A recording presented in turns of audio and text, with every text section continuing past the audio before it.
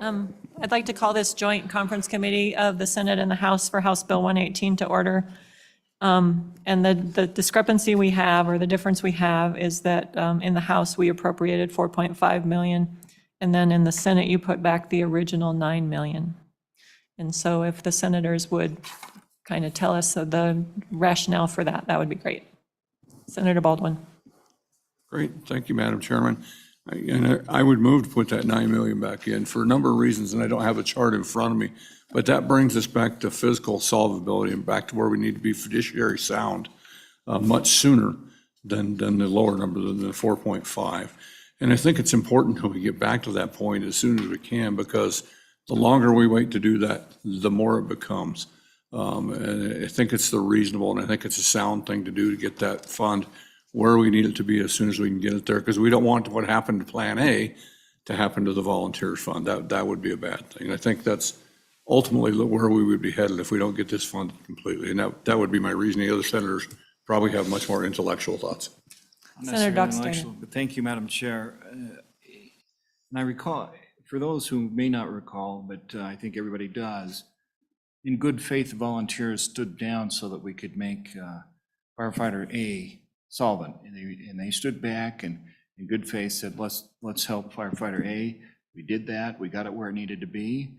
And we said, if there's a time that we can come back and make it right, we do it. And we found that this year is a good time to make that right. And so we're just standing up for what I feel was a promise that we'd come back around and take care of our volunteer firefighters. Thank you.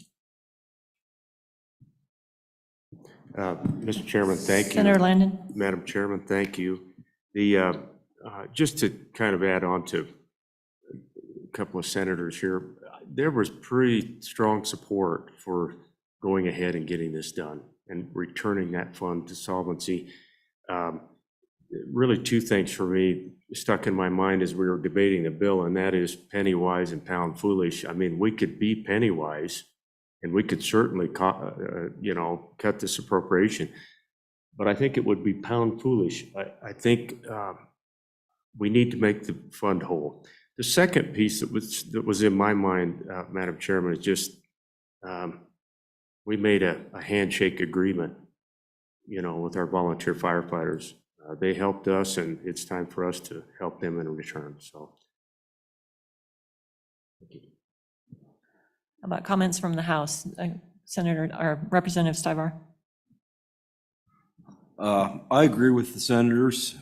We need to take care of the volunteers. We're having a hard time getting volunteers to do anything.